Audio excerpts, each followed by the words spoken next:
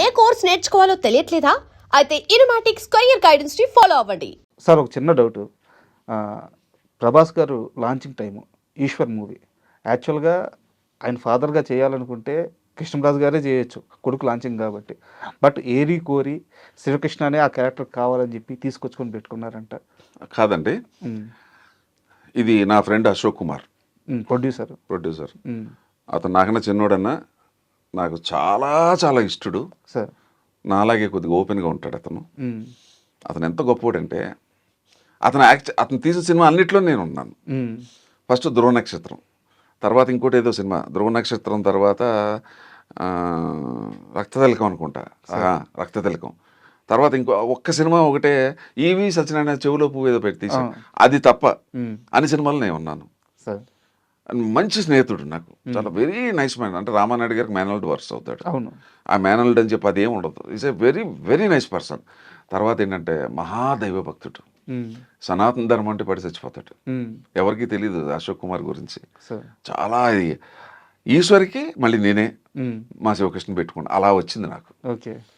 అతను ఆ వేషం రావడానికి నాకు నా మిత్రుడు, నా శ్రేయోభిలాషి అశోక్ కుమార్ సార్. ఆ రోజు 2001, 2002 టైంలో మీరు చూసిన ప్రభాస్ వేరు, ఇప్పుడు మనందరం చూస్తున్న ప్రభాస్ వేరు. బాగా ఎదిగాడు కదా సార్, బాగా ఎదిగాడు. ఎంత ఎదిగినా కూడా ఎదిగినోడు ఎంత ఎదిగే కొలిది ఒదిగి ఉండాలంటారు కదా, అది నేను విన్నాను. చాలా ఒదిగి ఉంటాడని, చాలా మర్యాదగా ఉంటాడు. అది మాత్రం అందరూ చెప్తున్నారు, ఒకళ్ళు కాదు కదా, అందరూ చెప్తున్నారు. ఆ రోజు సెట్లో ఎలా ఉండేవారు సార్? ఆ రోజు ఎలా ఉన్నాడు, ఈ రోజున అలాగే ఉన్నాడు. ఎందుకంటే నేను ఒక 15 ఏళ్ళ తర్వాత మొన్న ఎక్కడో కలిశాను, గగవా పరిగెత్తుకుంటూ వచ్చాడు. మీరే అని చెప్పి గవబా బ్యాన్లోంచి దిగాడు. ఏంటి ఇలాగ వచ్చారేంటి అన్నాడు. లేదు నన్ను ఏదో పని మీద వచ్చాను, నువ్వు వచ్చావని చెప్పి నేను ఇలా కనపడేది అన్న.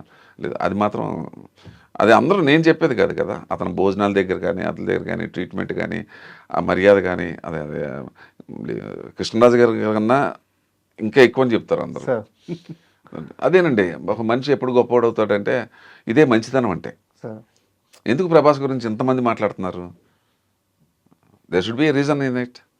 అంటే తెలుగులో సామెత ఉండే, ఎదిగే కొలిది ఒదిగి ఉండాలని, దాని రిప్లికా ఇస్ ప్రభాస్ నేను విన్నది. అండ్ సార్ అదే ఇప్పుడు మనం ఇప్పుడు దాకా మాట్లాడుకున్న ఎంతసేపు కూడా మీరు నా దేశం అంటున్నారు, నా ధర్మం అంటున్నారు, ఏమన్నా చేయడం నా బాధ్యత అంటున్నారు, పేదవాళ్ళు అంటున్నారు. అసలు ఈ దేశం కోసం కానీ, పక్కన ఉండే మనుషుల కోసం కానీ ఏమన్నా చేయాలి, ఈ మైండ్ సెట్ ఎలా అలవాటైంది? చెప్పాను కదా, it's only because my father, మా తండ్రి వల్ల. ఆయన మీకు కావాలంటే ఇప్పుడు వెళ్ళి ఎంక్వైరీ చేసుకోండి, షామీర్పేట యువతల నుంచి మెయిన్ రోడ్ నుంచి మాది బొమ్మరాజుపేట విలేజ్ లోపలికి ఉంటుంది, మాది ద్రాక్ష తోట, 4.5 కిలోమీటర్స్ సొంత రోడ్డు వేసాడు. ఇవాళ 20 గ్రామాలకు అదే రోడ్డు. ఆయన మెటల్ రోడ్ అది ప్రైవేట్ ల్యాండ్, ప్రైవేట్ గవర్నమెంట్ వేస్తానంటే ఎవరు ఒప్పుకోవాలి. మా ఫాదర్ ఇల్లు నిలబడితే అందరూ ఇచ్చేసారు. అందులో మా తాతగారు వరుస ఆయన ఇచ్చాడు. అందరూ బయట అందరూ ఇంత ల్యాండ్ ఇస్తే 4.5 కిలోమీటర్స్ రోడ్డు వేసాడు ఆయన సొంత డబ్బులతో. తర్వాత ఆర్టీసీ బస్సు పెట్టించాడు రాత్రి. ఆర్టీసీ అంతా చాలా హై ఇన్ఫ్లుయెన్స్లో ఉండేవాడు ఆయన. తహసీల్దార్ని అలానే ఏమయ్యాని కూడా ఆయన ఆ రేంజ్లో ఉండి బతికాడు ఆయన.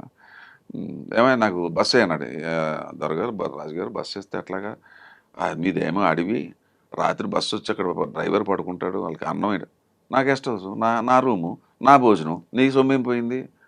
మరి పొద్దున్న నేను టిఫిన్ పెడతా, కాఫీ ఇస్తాను, ఇంకేంటి మీకు ఏం కావాలి, పడుకోవటానికి బెడ్ ఇస్తా, ఇంకేంటి కావాలి మీకు అన్నాడు. అలా 1 year నడిపాడు. ఆ బస్సు రాత్రి వచ్చేసి పొద్దున్నే అన్ని ఊర్లు కలెక్ట్ చేసుకుని వెళ్ళేది. ఇక్కడ ఏం టెలిఫోన్ లేదు, మర్చిపోయి టెలిఫోన్ డిపార్ట్మెంట్కి ఫోన్ టెలిఫోన్ పెట్టు, ఎక్సైజ్ పెట్టు. అక్కడ మీకు షామీర్పేట యువతల ఒక 2 ఫర్లాంగుల యువతల రైట్ సైడ్ రామారావు దగ్గర ఉంటుంది రోడ్డు, ఆ రోడ్డే మా ఫాదర్ వేసింది. చూశాను, మా తాత కూడా అలాగే ఉండేవారు అంటే నాకు తెలీదు. అది నా గొప్పతనం కదా, నేను పెరిగిన వాతావరణం, అది ఏదో నేను నేర్చుకున్నది కాదు, పెట్టింది కాదు, అది ఫాదర్ని చూసాను, ఆ చిన్నప్పటి నుంచి అలవాటు అయిపోయాను. అంటే ఈ విషయంకి వస్తే, సనాతన ధర్మం విషయంకి వస్తే, మీరు ఒక ఇంటర్వ్యూలో మాట్లాడారు సార్, నాకు ఆ పదం ఎంత గొప్పగా నచ్చిందంటే, హిందూ మతం అనేదే లేదు, అది సనాతన ధర్మం అని చెప్పారు. చాలా మందికి రెండింటి మధ్య తేడా తెలియదు. హిందూ లేదని మతం లేదు అసలు. కృతయుగం, త్రేతాయుగం, ద్వాపరయుగం, ఆ రోజుల్లో అసలు హిందూ మతం అనేది లేదు. ఇప్పుడు మహాభారతం అయిపోయి 5,000 సంవత్సరాలు అయింది. అప్పుడే శ్రీకృష్ణుడు చెప్పాడు, రాబోయే కాలంలో ఈ భరతఖండంలో మ్లేచ్చులు వచ్చురు అని చెప్పాడు. అక్కడి నుంచి డౌన్ఫాల్ 2000 సంవత్సరాల నుంచే మనకి ఈ ఈ దండయాత్రలు చేయటం చేసేటప్పుడు దాన్ని ఏంటంటే అలా అలాగా మెల్లగా మనకి ఏదో పెట్టాలి కాబట్టి అంతా మనం హిందూసే కానీ హిందుస్థాన్ హిందుస్థాన్ నుంచి హిందూ మతం అట్లా హిందూ వచ్చిందే మన సనాతన ధర్మం ఏం చెప్పిందంటే అప్పుడంతా కృతయుగం కాదు ఈవెన్ మహాభారతం అయిపోయిన 2-3 వేల సంవత్సరాలు కూడా సనాతన ధర్మే మనం. సనాతన ధర్మం ఏంటంటే ఉదయాన్నే లేవాలి, స్నానం చేయాలి, తల్లిదండ్రులు మాతృదేవో భవ, పితృదేవో భవ, ఆచార్య దేవో భవ, తల్లి దైవం, తండ్రి దైవం, తర్వాత గురువు దైవం, నెక్స్ట్ తర్వాత అన్నీ చెప్పేవారు. తర్వాత సర్వే జన సుఖినో భవంతు, మొత్తం ప్రపంచం బాగుండాలి, అందరూ బాగుండాలి, దాంట్లో మనం బాగుండాలి. ఇదే సనాతన ధర్మం.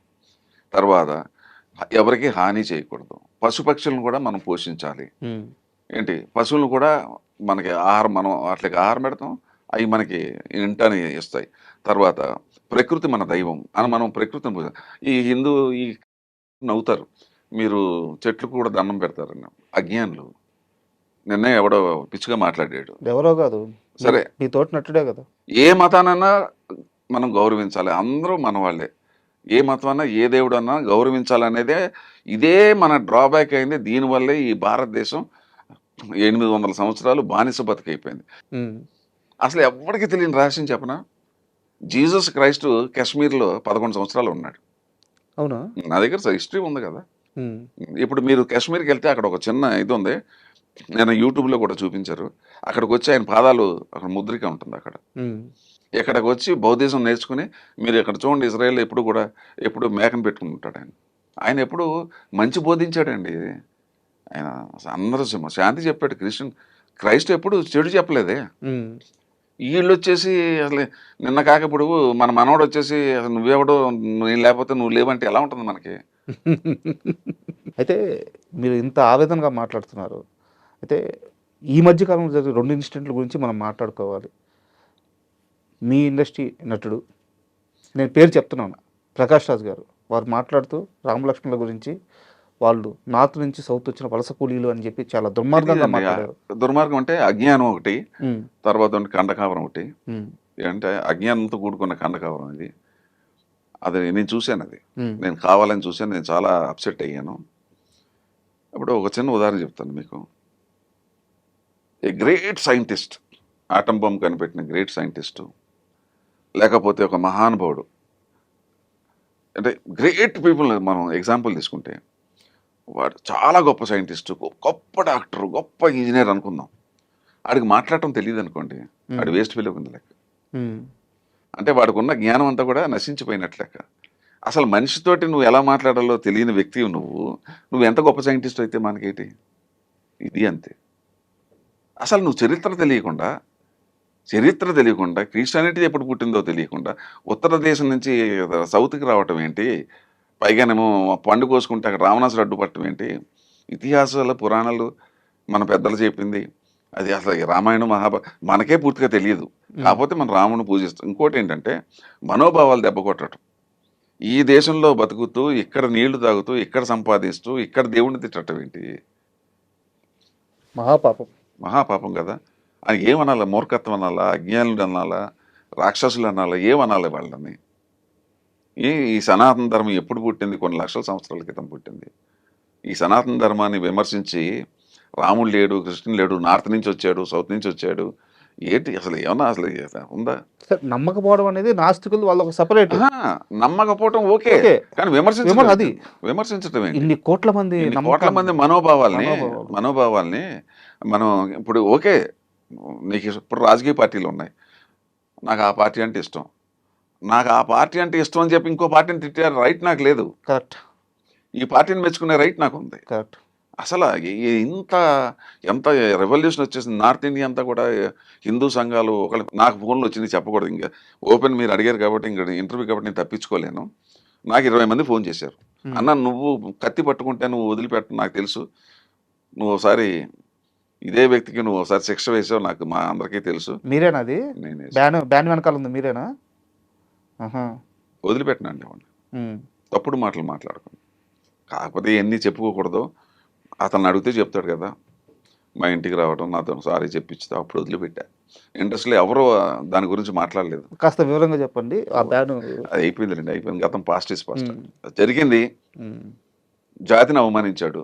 ఉమ్, నేను అప్పుడు మూవీ ఆర్టిస్ట్లో నేను ఇంకా వైస్ ప్రెసిడెంట్ కూడా కాదు, మామూలుగా మెంబర్గా ఉన్నాను అప్పుడు. అప్పుడు వచ్చిన కొత్త హైదరాబాద్. ఉమ్, అందరిని అడిగాను, ఎవడో పట్టించుకోవట్లేదు. ఉమ్, ఏంటి పట్టించుకోరా?